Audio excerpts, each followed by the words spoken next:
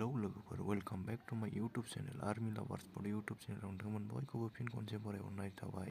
नैबे एक्सारसाइजआनो जादों जाय बिथांमोनहा शिन पेन्ट आथिंनि बेगें सानाय खारखांनायनि उनाव बेबायदि स्ट्रेचिं एबा एक्सारसाइज खालामबानो शिन पेन्ट सानाया सागागोन लोगोफोर।